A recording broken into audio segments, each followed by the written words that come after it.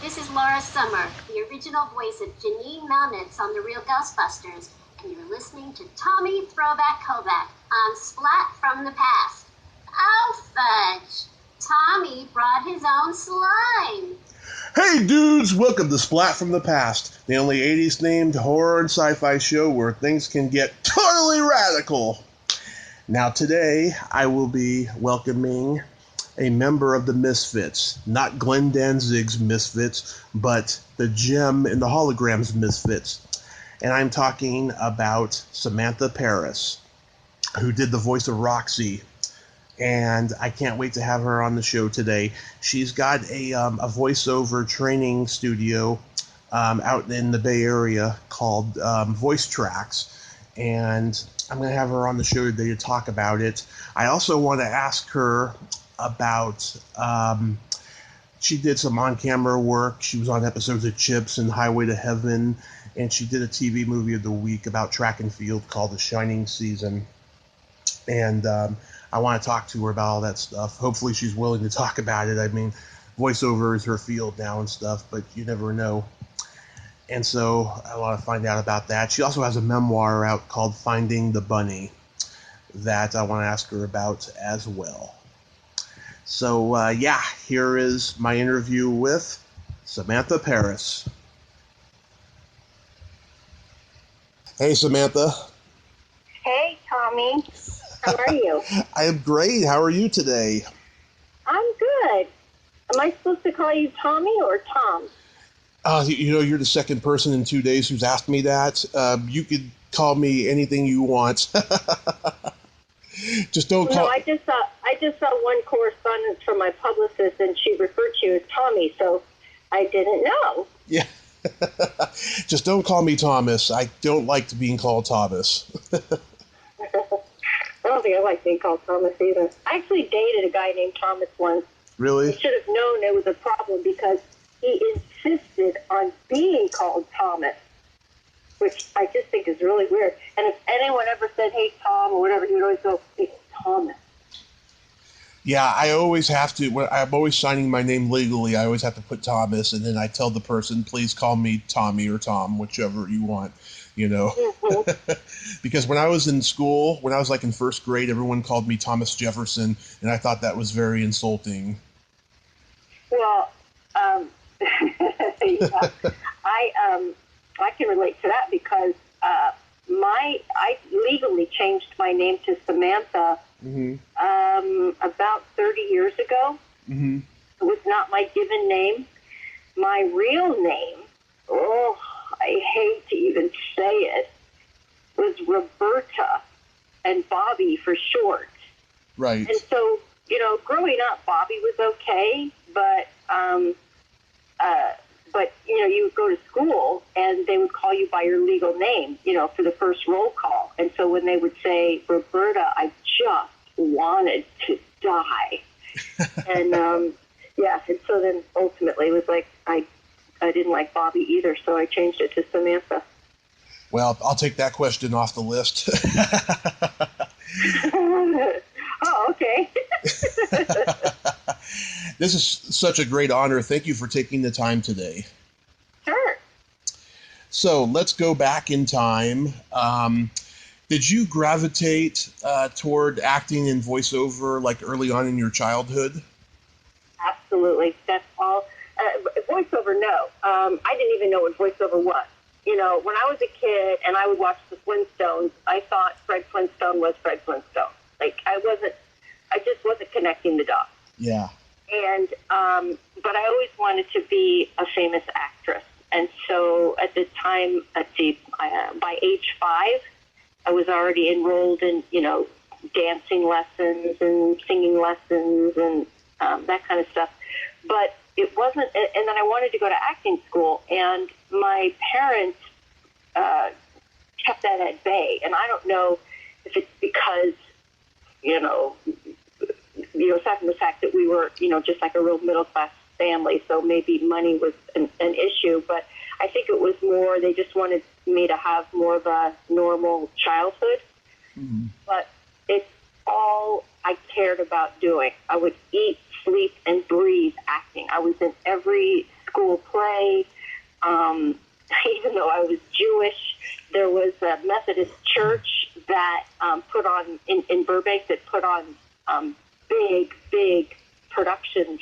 And I was always in all of those productions. I sang in the choir. I just did everything I could possibly do. And then all of a sudden, one night, my parents announced to me when I was 15 that I was going to go to a voiceover class.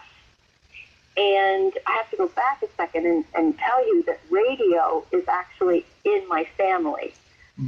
My grandfather, his name was Martin Block.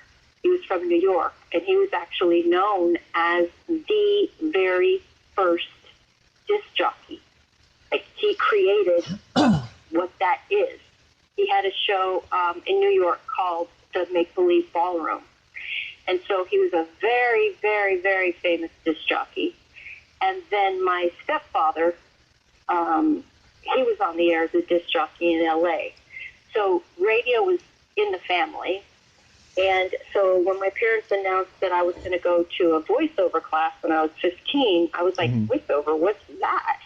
And so they had to explain to me, it's using your voice, you're not going to be seen, and it's radio commercials, television commercials, cartoons, and when I learned, like, what do you mean I'm not going to be seen? Like, I want to be famous. I want to be a famous actress. Anyway, long story short, I sat in the back seat of my parents' Mercury Marquis at age 15 with my arms crossed, pouting, as we drove over the hill from Burbank into Hollywood to my first voiceover class. The reality is, when I walked in the studio and I got behind the microphone for the first time, my life was forever changed. And so ever since age 15, I eat, sleep, and breathe voice acting. Wow. God, I don't think I know any voiceover actors who were taking voiceover classes that young. I mean, wow. I mean, it's in your blood, obviously. Well, yeah. I mean, here it is. You can do the math for me. I'm going to be 60 years old in a few weeks. And so from age 15 to 60, what is that, 45 years? Yes, you're 45 years. 45 years doing something I utterly adore doing. Oh, my God, that's beautiful. And you've seen the natural progression of it, of course, because back then you had to go into the studio. Now you can just record it in your own home. Correct. And, it's funny, though. When I teach, yes, it's incredibly convenient now. You do it in your home. Okay, that's fine. And so if it takes you 10 takes, get something right, and yes, for your audition, and you can't, and actually it'll be, let's say it's a 60-second radio commercial, and you actually Frankenstein it, right? You edit it, because you can't quite, do a full take that you actually really like, and so you edit it together. I cannot tell you how against that I am, and when I'm teaching, I say to people, first of all, say, back in my day, when I went on an audition, you actually had to drive everywhere, and you were recorded on a reel-to-reel. And then it was even worse because it was a cassette. And so, there was, on a reel-to-reel, they could do some splicing, of course. But then when auditions were on cassette, it's like, no, you just have to do it perfect. And then, it went to DATs, and then it went to CDs and whatever. But my point is that if you're a true performer, the one constant, even though technology's changed, still at the end of the day, you are supposed to be a performer. And so you can edit the shit out of an audition if you want to. Right. And what I'm always teaching my students is, okay, but what are you going to do when you go to the job? And they think you're a consummate professional. And you can't get through 60 seconds of copy without stumbling or screwing up or not being able to maintain the character or the voice or whatever. So when I'm teaching, yes, do I have, oh my gosh, we offer so many different classes in self-direction and home editing and, all that kind of stuff. But I also am still insisting when I train my people that they are consummate professionals, performers that can perform on a dime without having to use technology. Wow, that is awesome. So did you do a lot of school plays and community theater when you were a kid? Yes, tons. Yeah. Any musical theater? Yeah, actually, that's actually really more what I did, because I, like I said, I was taking singing lessons and dancing lessons. I mean, from age 5 until age 20, I was taking dancing lessons 3 times a week: ballet, tap, modern jazz, even hula dancing.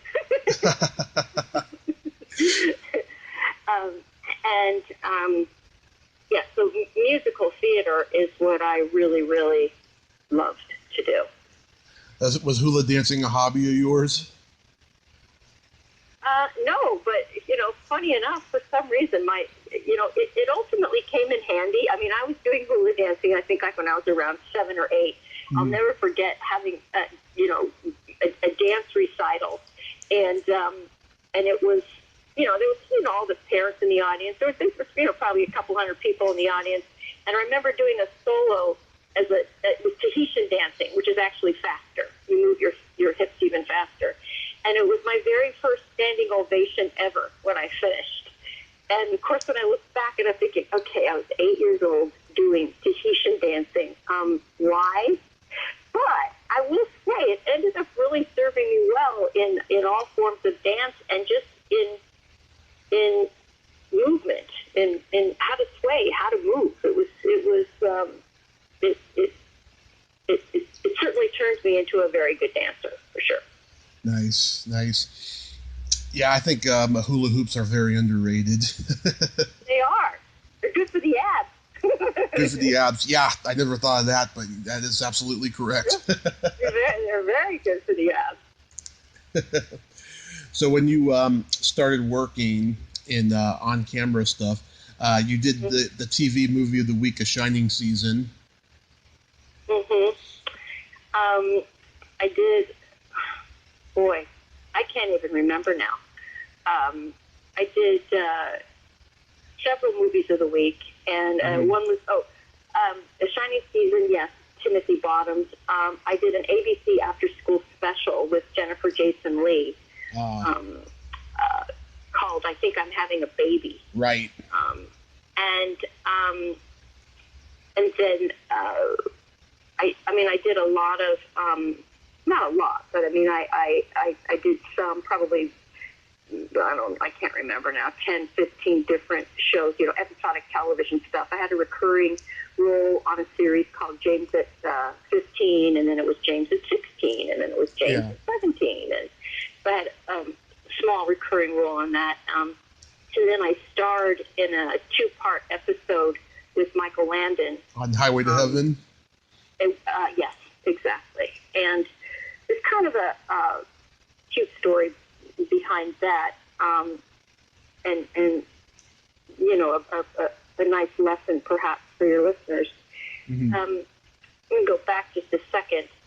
So I started, doing the voiceover thing, and I started doing on-camera commercials and lots of national on-camera commercials. And again, I loved voiceover. Don't get me wrong, I loved it. But, I was hell-bent on, real fame and fortune, the television series, the movies, that kind of, like most actors in Hollywood, right? Mm-hmm. You want, right, okay. So I was doing voiceover, I was doing lots of radio commercials and all that stuff, but my sights were set on that bigger dream. And so I got a theatrical agent and, started auditioning and, booking things here and there. But it was also very difficult for me because in voiceover, I figured this out at a real early age. In voiceover, it is, at the end of the day, it's just about being really good. Mm-hmm. If you're good, you're going to work, period. Your looks don't come into it. It's not, you're too tall, you're too short, you're too skinny, you're too fat. It's was very difficult for me auditioning for on-camera stuff because I was constantly being told, after the audition, they would call my agent and say, well, yeah, we think she's a really strong actress, but she's a little too heavy. I was constantly being told, she's not quite pretty enough to play the lead, but she's not quite ugly enough to play the character actress. So she's really going to be a hard sell.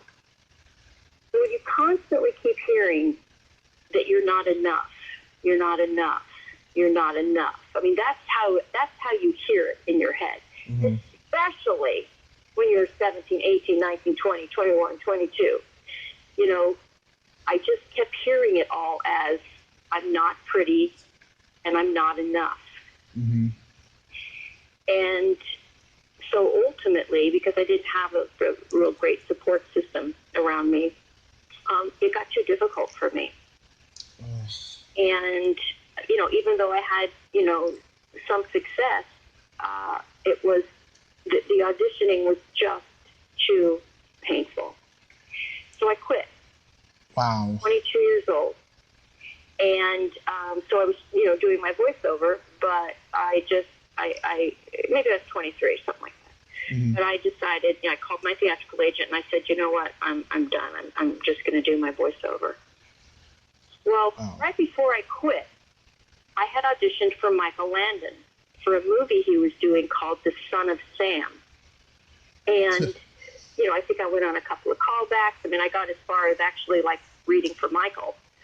And of course, I was devastated when I didn't get the part. And, and I don't know, maybe it was 6 months later I quit. Okay. So cut to, it's a couple of years later. And I'm doing my voiceover thing, and I've got my first cartoon series going at that time, Gem and the Hologram, and I'm happy. I'm very happy. Mm-hmm. And I might have even booked my second really big cartoon, Bionic 6, by then. I can't remember, but I mean, I'm happy. But there's still, when you're in LA and you're driving by Warner Brothers and you see those big billboards as you're going up and over the hill into Hollywood, mm-hmm. The pain was always there. Even though, like I said, I was grateful doing all this voiceover work. How lucky am I? I'm 24 years old and I'm making 6 figures a year as a 24-year-old. This is pretty blessed. But there's just this pain. There was this dream that was unanswered. And all of a sudden, one day my phone rings, and it's the SAG office, Screen Actors Guild, the union, telling me that Michael Landon was looking for me. Mm-hmm. And I was like, what? I mean, first of all, SAG doesn't call you. And, SAG only calls you, if you don't pay your dues or, you did something wrong or whatever. Yeah. So I kind of thought it was a joke. I mean, internally, I'm like, is this some kind of, horrible joke? Anyway, she said, they've been looking for you, and they finally gave up and called us to see if you could be located, and so you need to call them. So I called, and sure enough, he had remembered me from before, mm-hmm. and so it was this 2-part starring role in Highway to Heaven, and he actually specifically wrote the part for me. Wow, nice. Yeah, and of course, when I did see the breakdown of the character, her name was Eleanor, and they said she was fun-loving, lively, but a little homely. And when I read that, I was like, oh shit, I'm never ever going to escape that. I'm just, Mm-hmm. Yeah. And by the way, that movie was called Sam's Son. Oh, Sam's Son. Yeah. Yeah. Yeah. Oh, yeah. Son of Sam. Wait, wait, wasn't Son of Sam? That was something scary and bad. That was a serial killer in New York. Oh, yeah. A guy who claimed that a dog told him to kill people. Oh, that's right. That's right. But yeah. So yes, thank you for correcting me, Sam's Son. Yeah. Yes, but there was. Actually, though. Oh, go ahead. Just to finish the tale. Yeah. After I finished with him, he, it was probably about midway through shooting, I'll never forget, he pulled me aside one day, and he literally cupped my face in his hands, and he said, he told me to never give up acting again. Oh. And I didn't even know that he knew that. And so when I finished with him, he actually wrote a letter of recommendation and, to help me, get a new theatrical agent again. And I went to someone that he suggested. And so, yes, of course, they, took me on right away. But after about 6 months, I kind of was, I would go on all these auditions and, get callbacks. And I finally said to the agent, I said, so, how am I doing? Are you getting any feedback? I haven't booked anything. And he said what I was always told before, which was, yeah, everybody thinks you're an excellent actress, but you're just a hard sell. And so, and you have to remember, too, when I was doing this stuff, this was the era of Charlie's Angels, Farrah Fawcett, all that kind of stuff. So the women on TV were really pretty, and they were really thin. And, nowadays it's wonderful. You see and hear voices. Literally every shape and size, ethnicity, it's like we're all good, right? It wasn't like that back then. And so when I heard him say that, I was like, you know what? I'm done. And I never looked back. So I was probably about 25 or 26 then. And so it's just been voice acting ever since. Wow. You weren't strong to persevere and say, fuck them, I'm going to do what I want, I'm going to act on camera? No, I wasn't. I think, I talk about this in my memoir. I think that, I did do that to a certain extent. I can tell you another story. When I first started acting on camera and going on auditions, I never had any formal acting training. I had just, my parents had taken me to a voiceover class. So I felt, I was going on auditions and I was booking, like I said, episodic television and stuff like that.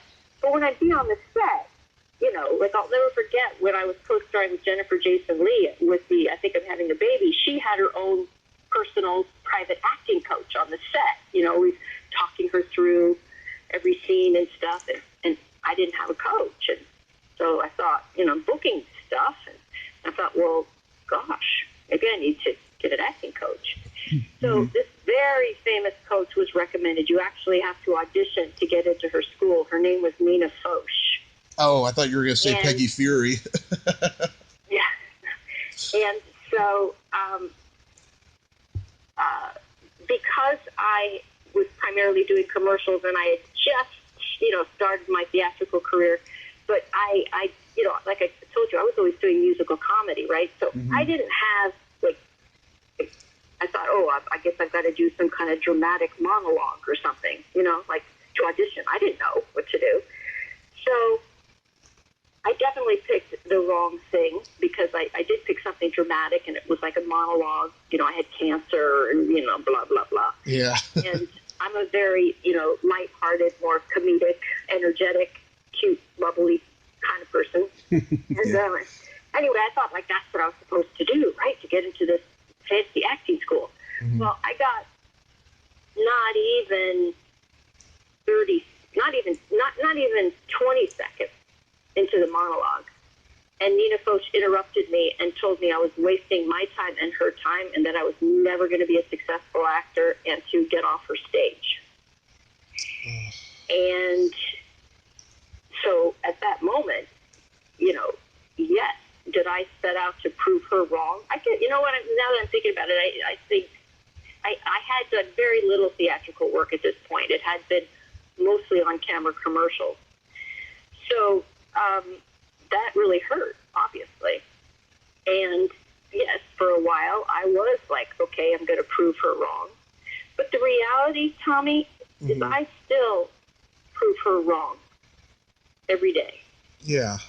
And as cruel as that was, it was one of the best things that ever happened to me because as a teacher and running the largest, most successful voiceover academy in the United States, I can tell you one of the reasons why Voice Tracks is so successful. because I will never, ever tell somebody that they can't do something. If you have a dream and you work hard enough at it, and you have a support system around you, I have never, ever, in my 32 years of teaching, known anyone, if they want to be a successful voice actor, I've never had that not happen to a student of mine. If they work hard and if they're determined. And so, but getting back to Nina, it doesn't matter how good you are. We all have bad days. There's some days I'll just do a bad audition. Yeah. Anyway, when you have those, creatively bad days, to this day, whose voice do I hear? Nina. Telling me I'm no good. So I do the exact opposite with my students. I mean, I'm honest with them all the time. They do a take and it's not good. I'm like, oh boy, that was bad. We gotta, But I'm not telling them they are bad. I'm not telling them they're never going to make it. I might say, we've really got some work ahead of us. But you know what?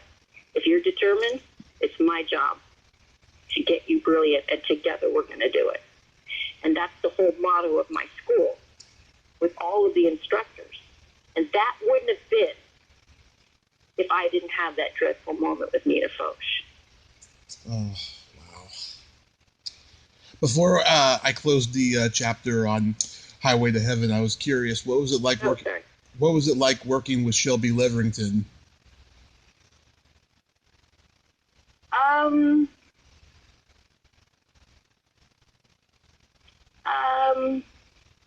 I have to say, I mean, that was the whole experience was such an amazing experience. It was really kind of out of body for me. But I was, because of, knowing that, Michael went to great lengths to write a part for me, search me out, etc., that I can't really single out. I mean, all the actors were wonderful. I can't single out anyone specific except Michael, because, man, well, first of all, I mean, we all watched Little House on the Prairie, right? Of course. But that man, I mean, that is or was Michael Landon. I was always so blown away with the tender, loving care and support that he gave to the actors, to everybody on crew. And I was gobbling up just every ounce of that, of him. And I realized that through that experience, too, a great deal of who I am and how I handle my team and my students, and, a lot of it was that month spent being around Michael Landon. I mean, that's really my biggest takeaway. Yeah. I was just curious because she's on my dream list of guests to get, and she did this horror movie when she was like in her early 20s that was so left field for the kind of character roles that she did later on and stuff. Yeah. But I was just curious. Yeah. But was Jem, that was the big breakthrough voiceover for you, right? Well, it was as far as animation. I mean, I had probably already done about 200-300 at least voiceover commercials and stuff like that. So I was definitely, really known and working a lot commercially. But, yes, one of my big voiceover dreams was to get a cartoon series. And, and that was the big breakthrough. Now, there's kind of a funny story there, too, because, to be honest, I'm sure you've interviewed a lot of voice actors, and, like, their dream is to be, like Bob Bergen, who's the voice of Porky Pig, right? He's one of my teachers. His dream was to, do Porky Pig. And I know many voice actors, successful voice actors, many of which are started as my students and are now incredibly successful animation actors. It's like, yes, their dream was specifically animation. They loved changing up their voice and, doing characters and stuff. Well, I did not. I actually thought that, that was a real special talent to be able to do voices, right? Right. Cartoon voices. That wasn't anything that I learned in my limited voiceover studies.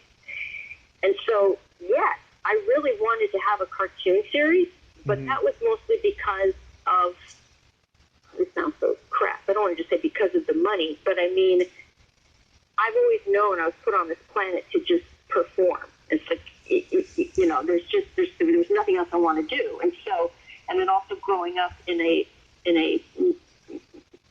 barely middle class family, and I was having to support myself from the age of 15 on. I was always constantly looking out the rear view mirror. It's like, okay, what do I need to do to make ends meet? And I've got to pay my rent, and I got to, and then got to pay my mortgage, and so it's always been about loving the work, but it's a business, right? Right. So I really more wanted the cartoon series because it's really, really good money.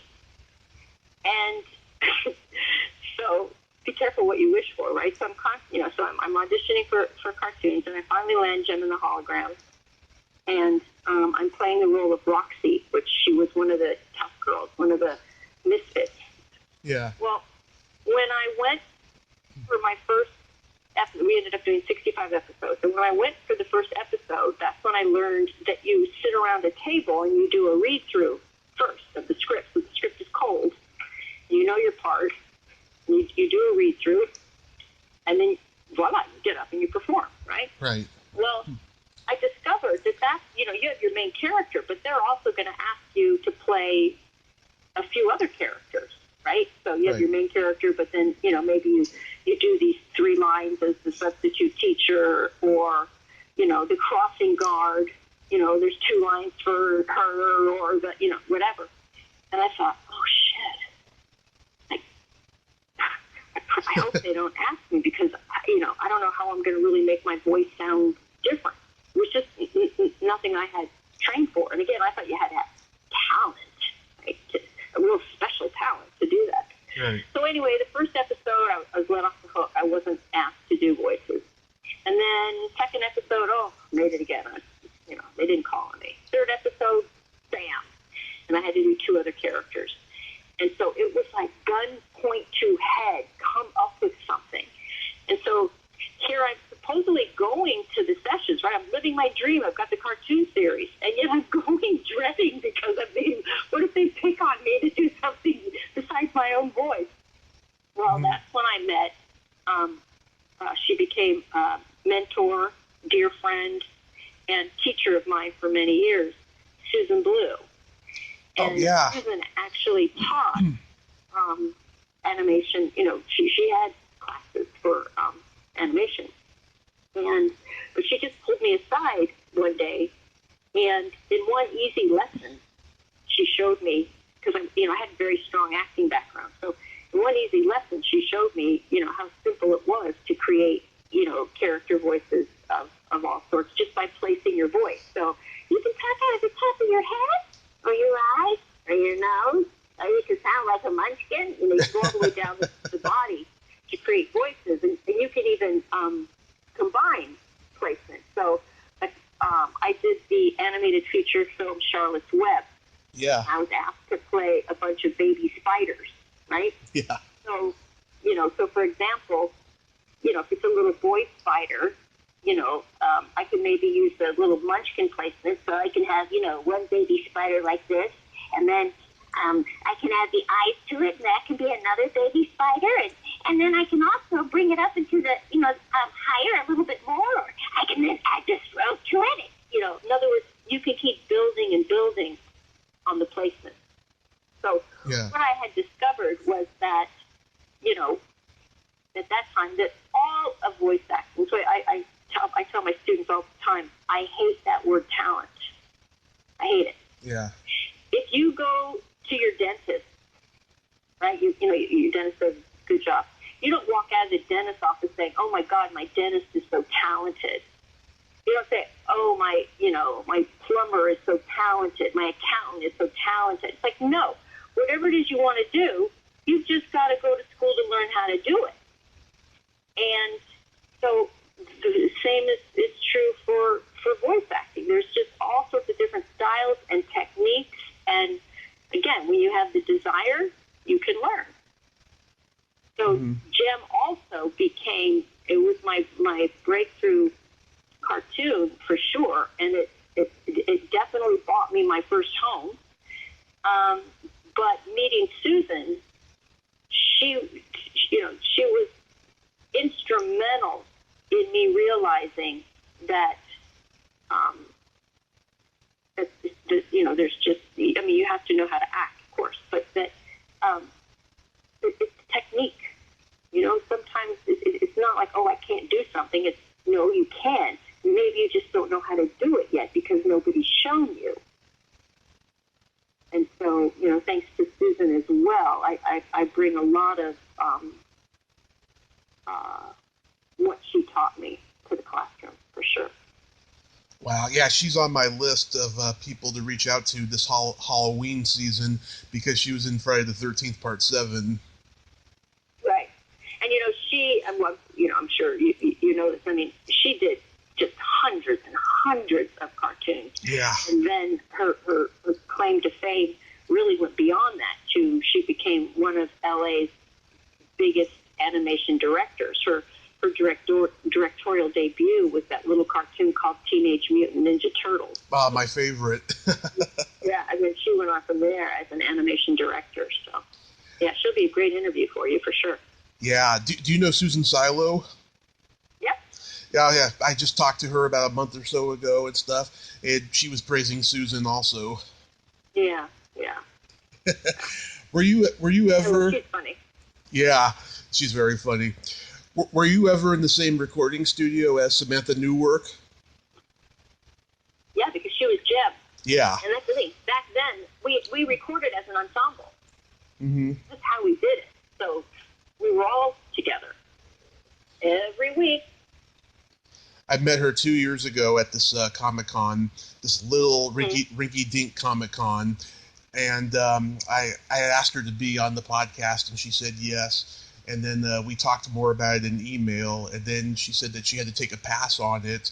I think it's because the episode that I sent her, I didn't realize it at the time, but I swore a lot in that episode. I was hoping that she didn't say no because of that, because I'm just the biggest Gem fan, and I'd like to get her on, but so I hope she didn't get offended by that. I wouldn't know because that was so long ago, and we worked alongside each other, every week, but I didn't know her. We did our thing and we left, so I don't really know what her preferences are, or religious background, or whatever that might possibly make her be offended to bad language. I have no idea. It can't be that bad. She did a horror movie called Summer Camp Nightmare in the late 80s, so it can't be that bad. I don't know what her reason is, but hopefully someday I'll get to interview her. But and I grew up in the late 80s watching the Cartoon Express on USA Network, where they would show everything from Scooby-Doo to all the toy line cartoons in the 80s, and Gem was on, and that's how I got into it, And what I love about Gem even today is that the storylines reminds me of the Monkees, back in the 60s, where, they think that they got a really good gig, and then they get caught up in an espionage plot or a kidnapping, Mm-hmm.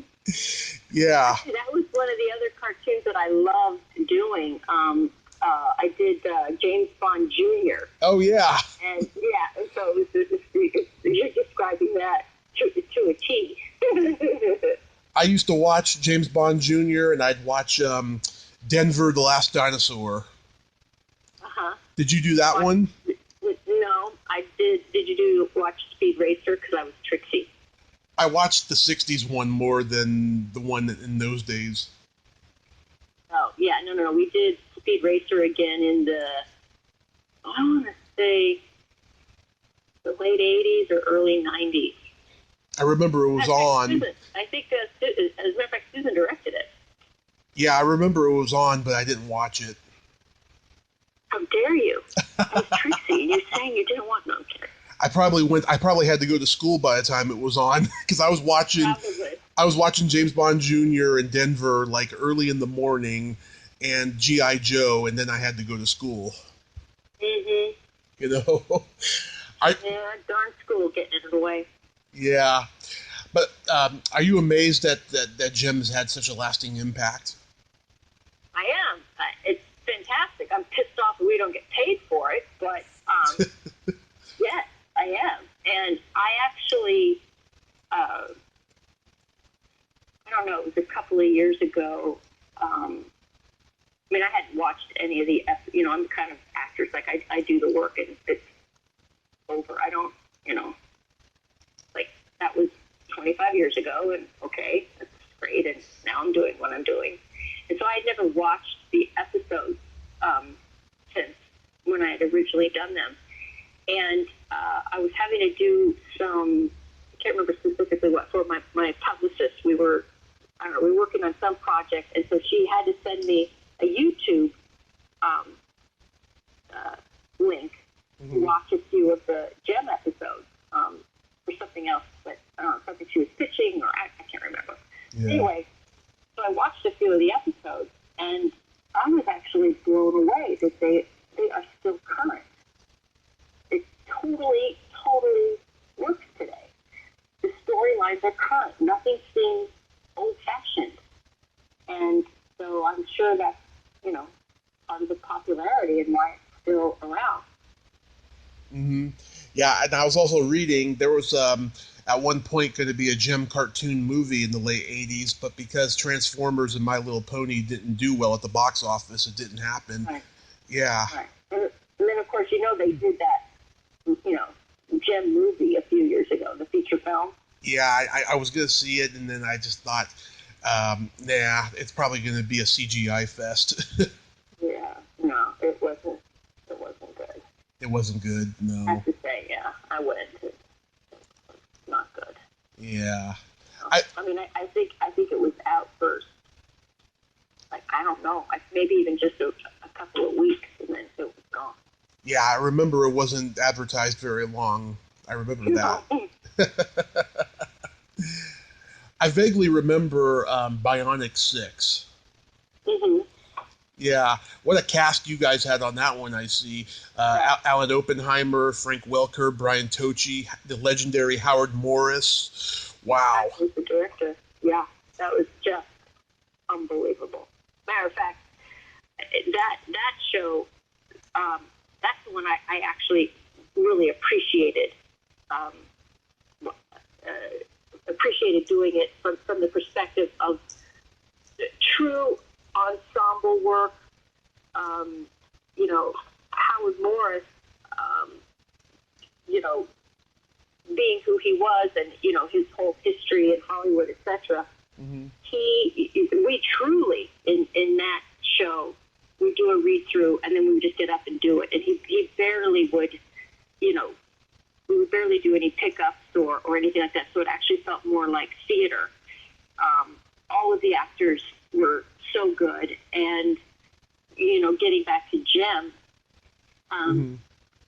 again, yeah, the show was super popular, but the way in which it was recorded, yes, we were all there, but the director, Wally Burr, used to drive me crazy because he wouldn't really let us quote unquote act. In other words, we would do like 4 or 5 sentences, and as an ensemble, he'd stop and he would line read everyone to death. and boy, any voice actor knows the last thing we enjoy is being line read, and that's what Wally did. So whereas the show itself ended up being a huge success, it wasn't very much fun to do. but Bionic 6 was just fantastic. You know, it felt like theater when we were doing it. Oh, that's great. That's cool. When you get a gig like that, you know. Mm-hmm. Yeah. So how did voice tracks pop into your head?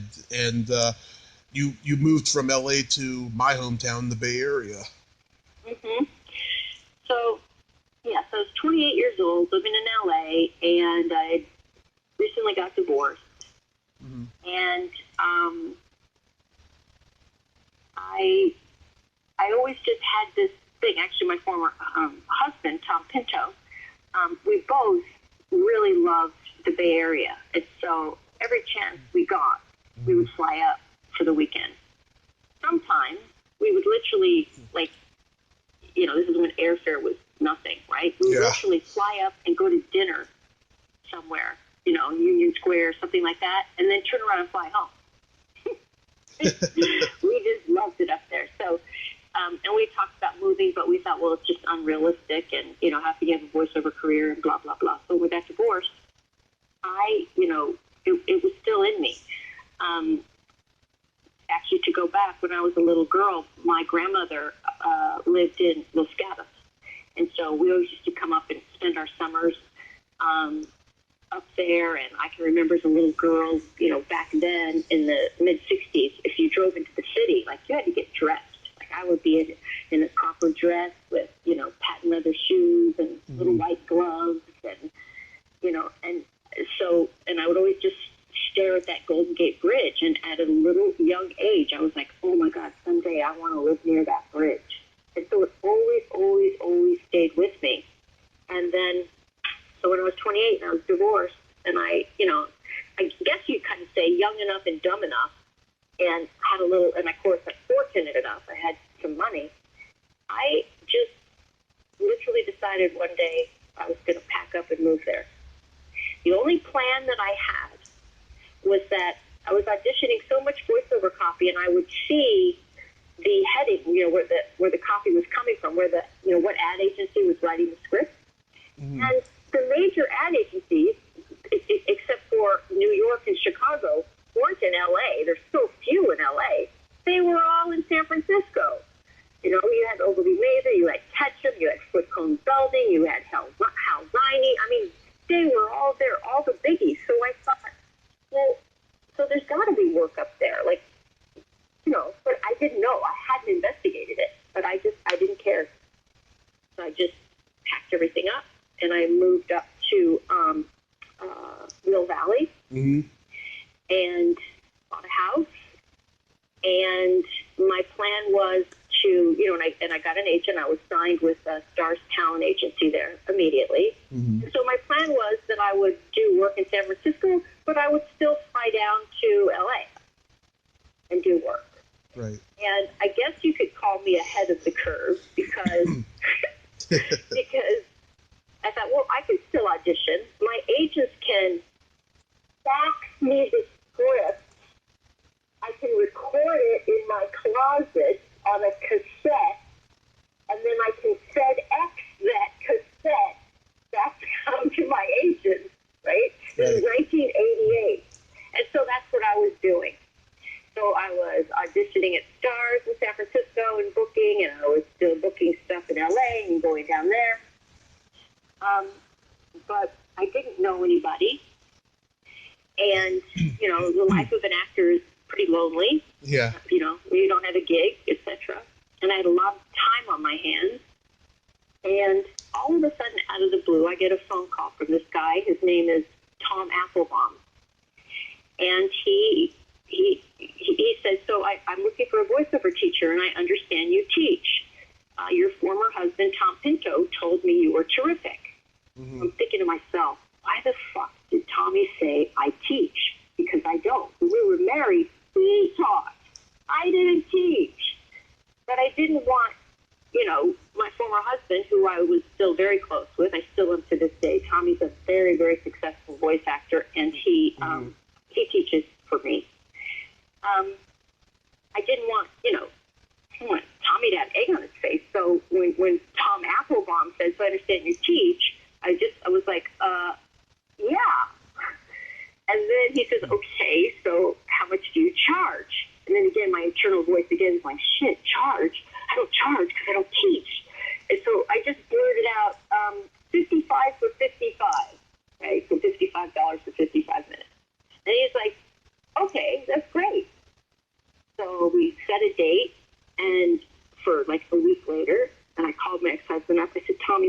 hell did you say I teach? And he said, because I know you're bored, you know, you haven't met anybody up there, and it'll be good for you. And he says, and I know you're a natural-born teacher. You'll be great. And I was like, oh. So Tom Applebaum comes to my house, and I'm really nervous, you know, and I give him this lesson, and he loved it, and he wanted to come back for another one, and then the next thing you know, I had 2 students, and then I had 4, and then all of a sudden, and then I had 10, and then all of a sudden, I'm talking one day to my voiceover agent at Stars, saying, you know, I'm beginning to teach, and he's like, really? He says, you know, there's so many clients here that could really use your coaching, and blah, blah, blah. So I started coaching several of the clients at Stars. And the next thing I knew, I was renting an actual studio, and I had about, 30, 40 students. Mm-hmm. And then I started getting thank you notes from these students. They were like, thank you so much. My booking ratio has doubled, since then. But more importantly, I'm discovering so much more about myself. And these letters started getting really personal, and their gratitude went way beyond booking. It had a lot to do with, just interpersonal development, and which I didn't really realize I was doing. I thought I was just teaching voiceover. So I showed these letters to, I'm now married again, to my husband, Andre. Mm-hmm. And, of course, I've divorced him now, too. We were married for 20 years. So I went from an American to a British to now I have a hot, sexy Italian one with a ponytail. I'm just saying. Ooh, nice. Anyway, so I showed these letters to Andre, and I said, people are, saying I'm every bit as much a therapist as I am an actor and a coach. Look at these things. And I said, I don't know, do you think there's a newspaper story here or something? And he said, well, yeah, you got to get a publicist. And I went, a publicist? How are we going to get a publicist? Only famous people have publicists. Well, and then Andre said, Samantha, how in the world do you think business stories get put in a newspaper? And I'm like, oh yeah, I got myself a publicist. So to answer your question, how did Voice Tracks really come to be? Well, I never had any plan to teach, right? Right. The first student fell in my lap, and then the word of mouth. And then I get a publicist. And so the next thing I know, the San Francisco Examiner is, no. My first gig was a television talk show called People Are Talking with Ann Fraser. And I went on the show as, a successful voice actor, from LA, but now living in the Bay Area.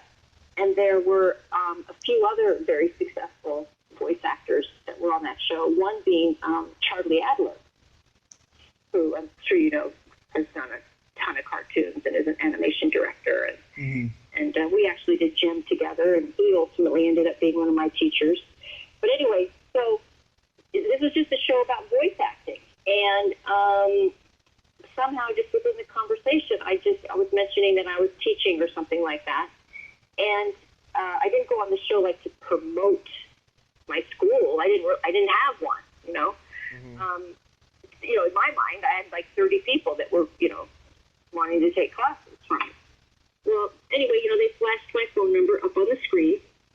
And by the time I got home, my phone was beginning to ring off the hook, and that was the day of, answering machines with those little cassettes, right? Right. I jotted down all those numbers.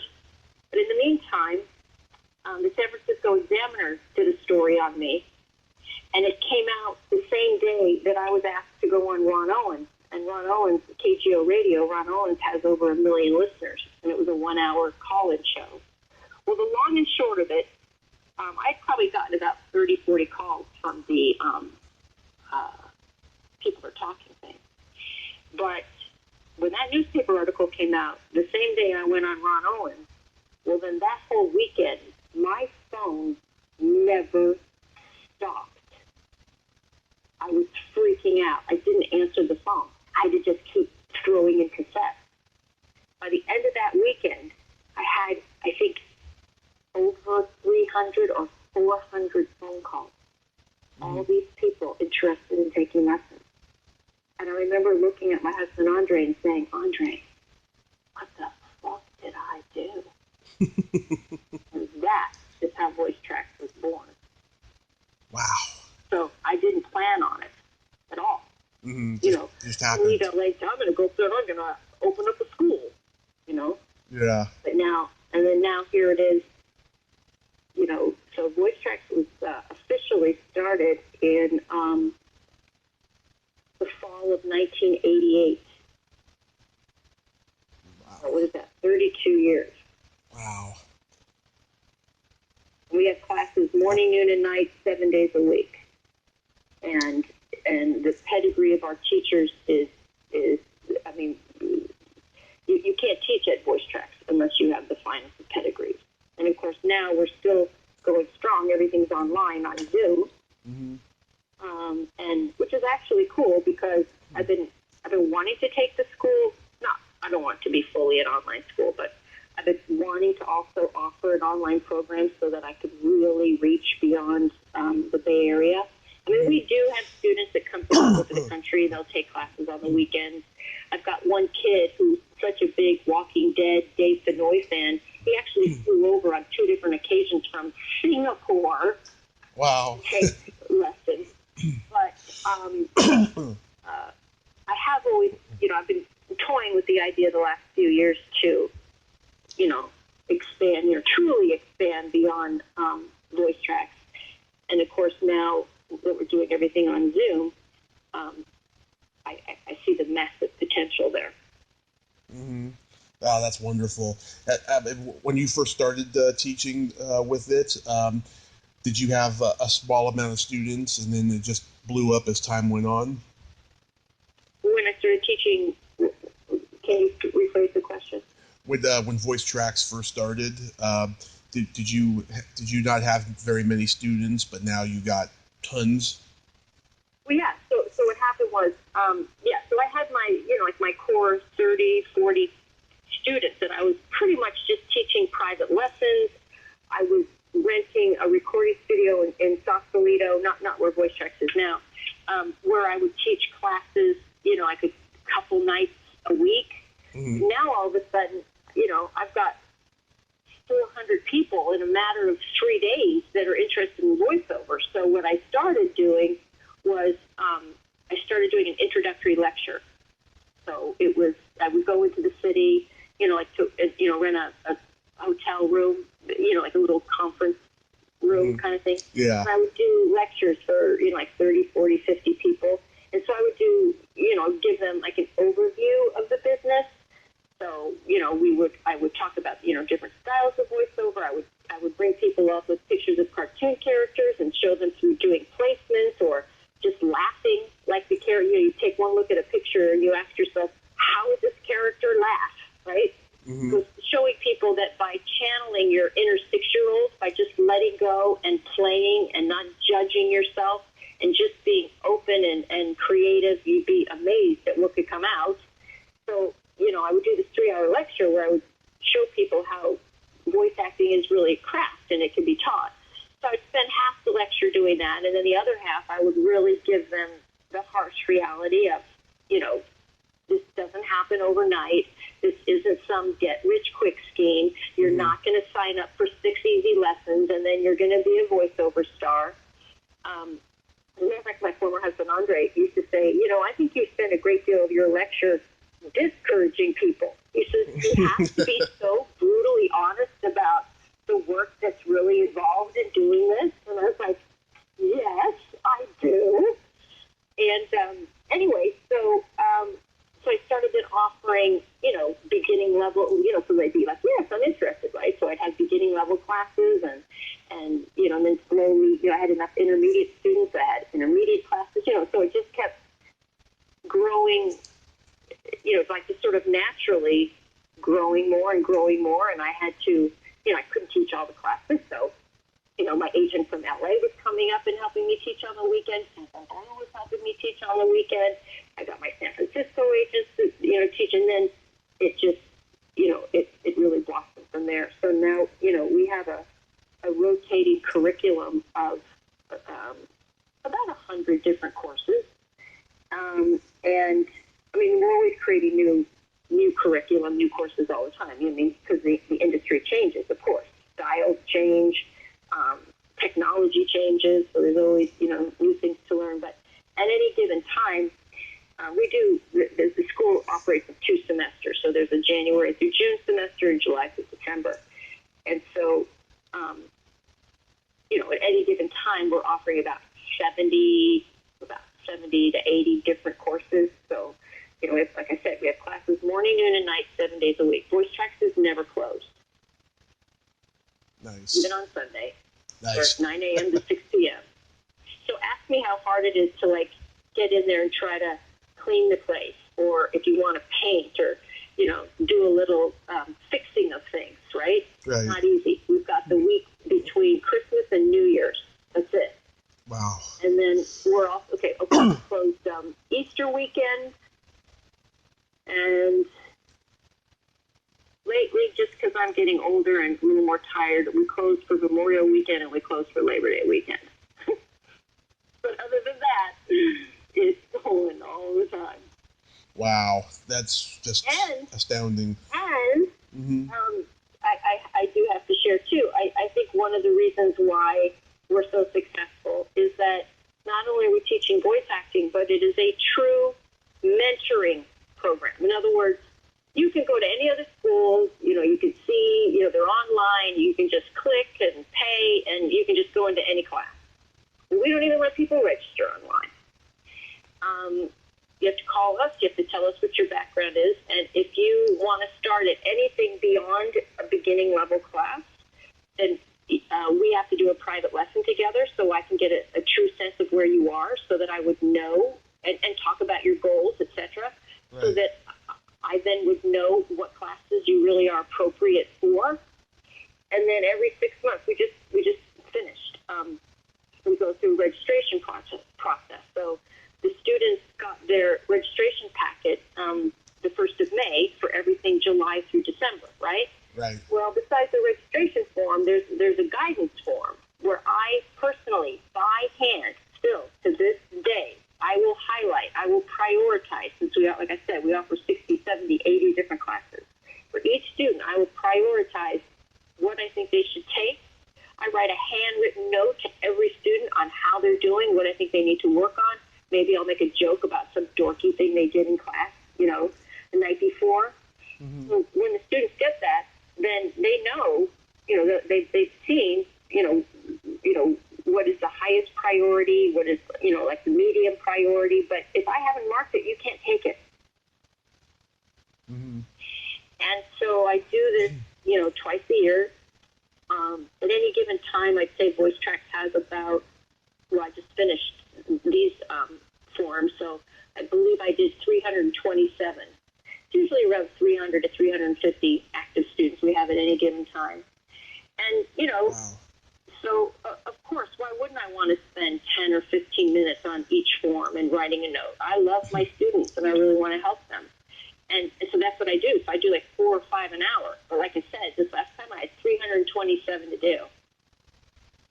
And wow. I do that every 6 months. Wow. 30 years.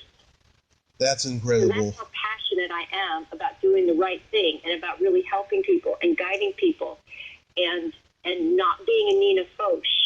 Not being any of those jaded people in Hollywood. So my students know that I really care. My team cares. And I don't hire instructors unless I know how passionate they are and how much they, too, truly care. Yeah. Oh, my God. Doing this podcast the last 3 years, I have interviewed a lot of jaded, bitter people, and it's really sad, especially since, I admire them so much for what they did on screen, Mm-hmm. It's really heartbreaking. But why is your memoir called Finding the Bunny?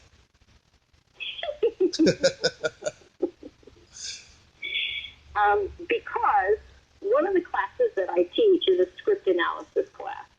And in that script analysis class, I actually talk about them searching for the bunny in the script. And so let me go back again. I came from a very dysfunctional family. My parents divorced when I was 10. Mm-hmm. My brother was 3 years older than me. I have a younger sister 3 years younger than me. So my brother, when he was like about 10 years old, so I was 7, 8, right?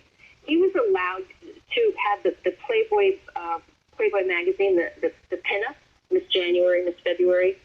My dad subscribed to the magazine for the articles, of course, we know that. And my brother was allowed to have these pinups in his bedroom. So every month, when Larry was pinning up Miss January, February, or March, I would sit on his bed because he taught me that on the cover of Playboy magazine, there was always a little hidden bunny, their logo, right? Right. Just like in the pink section, the little man that's coming out of his chair. They hide him. I don't know if they still do in the Chronicle, but they used to. They hide that little man on the cover of the Sunday paper.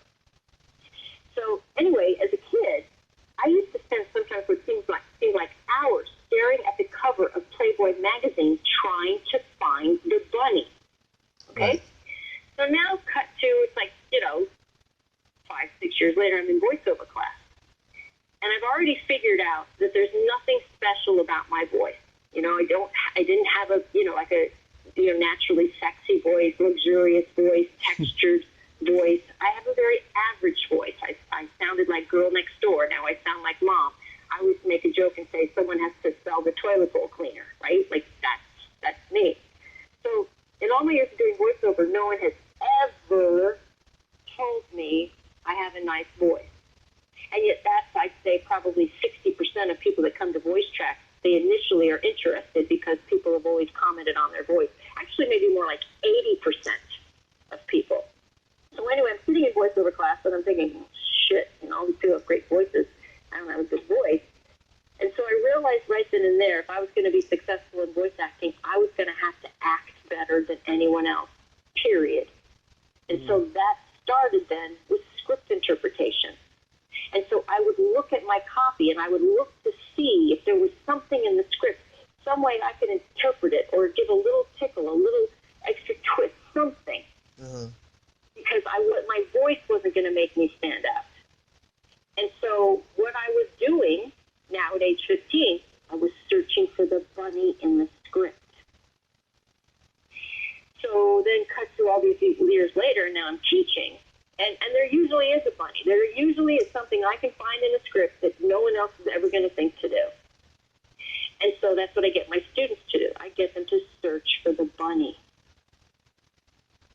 And so the title, Finding the Bunny, well, that's, it's also, it's a great metaphor for life. What is your bunny in life? What is it you're searching for? Have you found your bunny? Have you found your life's work, your life's passion? So, and I do love that when people read my book, because it's, I first wrote it in I had 2 goals. It was to be kind of an open love letter to my students, to let them know that I'm just as crazy and fucked up and insecure and all those other kinds of things as they are. Just because I'm sitting in the chair teaching doesn't mean I'm any different from you guys. So I wanted to write it for that reason, but also I wanted to be able to reach out way beyond the voiceover community, to people of all walks of life that are searching for something and maybe feel, lost. And, or maybe, a lot of people say the book is about finding your purpose. And because for me, what I ultimately discovered is that my purpose, my real reason for being on this planet wasn't for acting, but to teach. And I went through quite a journey to be able to really discover that. And so the book is that journey. And of course now, I think my goal realized that this goes so much further beyond voice acting, as we all try to search for our purpose of being here on this planet, that now, it's caught the attention of Warner Brothers, and now Warner Brothers has optioned my book, and they want to turn it into a television series. Oh, wonderful. Wonderful. Yeah. Is it a television series or is it a streaming series like Netflix? they're actually thinking, I mean, who 100%, knows, but Yeah. sure, whether it's streaming or otherwise, the one thing I do know for sure is that it won't be on, like regular network television because of the topic and because of the foul language. Oh, I'm going to be the first one to watch it. Yeah. So it's definitely, HBO, net, any of the streaming services or things like HBO, yeah. Wow. And how did you get Peter Coyote to write a forward? Well, Peter is one of my teachers. Oh, I didn't know that. Yeah, I mean, that's what, I'm not kidding around with my instructors. That is what, the fact that we personally mentor every single student, and like I said, the pedigree of my teachers is second to none. So, I mean, that's why we have people like Townsend Coleman, Rob Paulson, Nancy Cartwright. I mean, Nancy doesn't teach for me like she like she used to, but I mean, yeah, this is the caliber of my teachers, and yeah, Peter is just extraordinary. Brilliant actor, brilliant narrator, Zen Buddhist priest. So anyway, Peter is one of my instructors, and actually, when I finished writing the book, I was going through several different people, that were suggested here there to be, my editor and things like that, and anyone I was dealing with was just horrible. And I had mentioned to Peter, because I knew he had published a few books and was in the midst of, writing a third, and I asked him, I shared my problem, and he offered me his editor,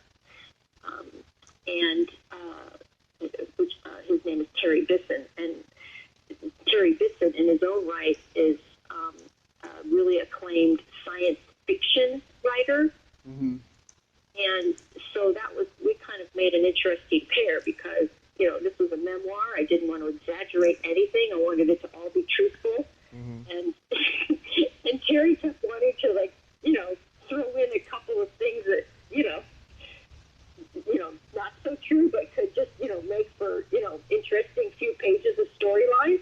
And I was like, no, Terry, we can't do this. It's a memoir. So it was so funny that a science fiction writer ended up being my editor, did a brilliant job. And, of course, Peter loved the book, and he just offered because he's just such a, I didn't have the nerve to ask him to do that. And he, just being the generous, gracious, gorgeous human being that he is, he offered to write the forward. Yeah, he's an actor I've always enjoyed. He's got that great Henry Fonda voice, and when he blew up in the early 80s, he was in everything, and he was great in everything, He's just a fantastic actor. He is. Wow. And of course, he's won all these Emmys for, the Ken Burns narrations that he does. And, of course. He's extraordinary. I hear his... I had a class survey a couple of weeks ago, as a matter of fact. Yeah, I hear his voice in commercials occasionally. Yeah. Do you know Laura Summer? No, I don't think so. She's a voiceover. She was the original voice of Janine on The Real Ghostbusters, and she's been on the show. And I used her plug at the beginning of my intro. It's so politically incorrect and hilarious. She does Janine's voice for me at the beginning of it. But I adore her. So is the book available now? Yeah. You can, if you want the pretty French Splat autographed version of it, then all you simply have to do is go to the book's website, which is findingthebunny.com. You can also just, even better, because we are so hands-on and love to chat with people, you can call voice tracks, and they will send you, so in other words, so my team will just send the book, and I personalize the book. Or, of course, you can go the Amazon route and get the paperback. Awesome. Of the book. So Awesome. it's on Amazon, and you can also just call voice tracks. Awesome. So at near the end of every interview, Samantha, I indulge my guests in this secret silly game, and what this is it's silly slumber party questions, and how it works is nobody wins, by the way, or nobody loses, and it's just fun. And I ask the question, you answer it, and then you ask me the exact same question, and I answer it. Okay. Okay, Samantha, are you ticklish? I am terribly ticklish in my feet. Oh. Mommy, are you ticklish? Yes, I'm baby ticklish. I get a knee-jerk reaction when people tickle me, and especially on my feet. Oh my God, they're so sensitive. Yeah. Is your belly button an innie or an outie? It's an innie. And I have a teeny little scar from when I had a hernia operation when I was first born. I must have really pushed hard and wanted to get out of there, you know? So is your belly button an innie or an outie? It's a very deep innie, and I have a scar that goes from my torso down from a car accident. It used to be really, really cute. It's not as cute as it used to be. But your voice probably is what caused that scar that you have. Who knows? What color are your toenails painted? They are painted red. What color are your toenails painted? They are au naturel right now. Last time they were painted, they were purple with sparkles. Oh, that's very good. I've got one of my engineers, Aaron, he likes to paint his toenails. His favorite color is like a dark, kind of a navy blue. He's into the navy blue. Nice. What would you say is your best personality trait? My best personality trait? My husband's sitting right here. Graciano, what is my best personality trait?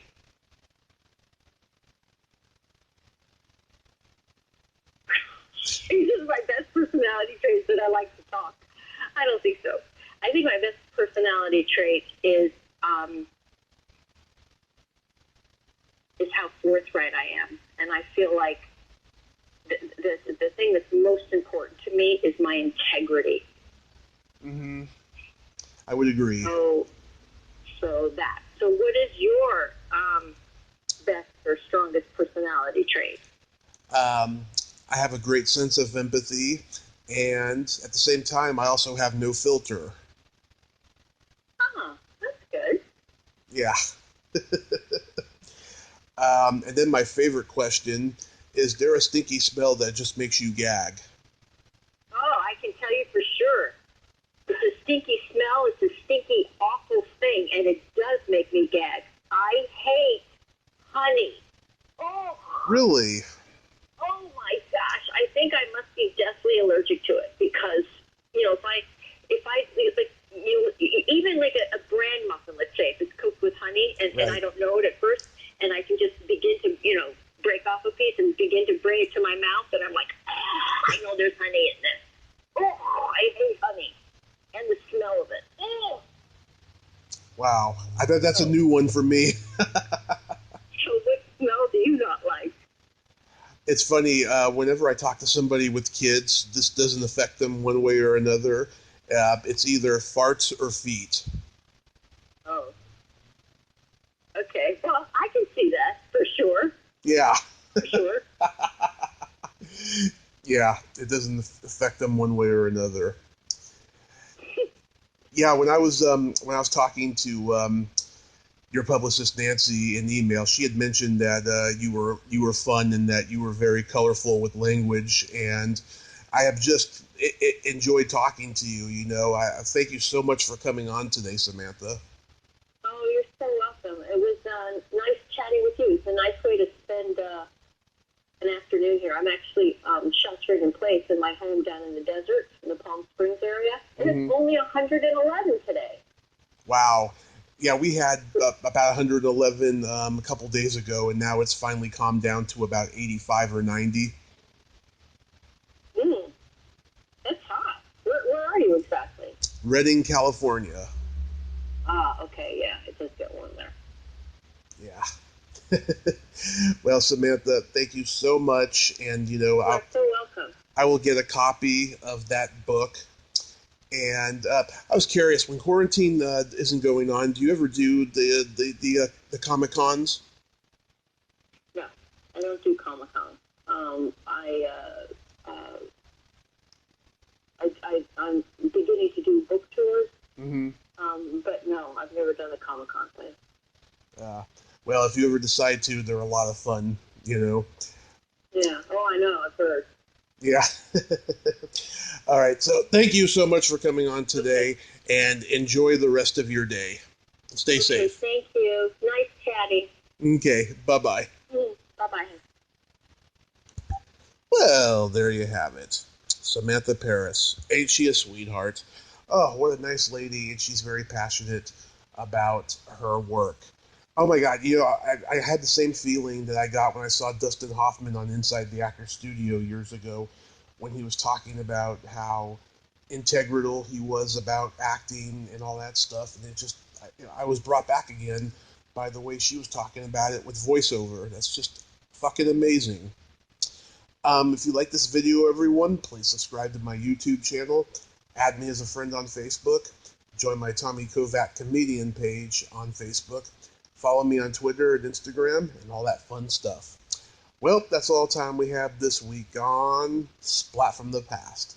Until next time, this is Tommy Throwback Kovac saying, there's no shame in living in the past, because the present sucks. Later, dudes.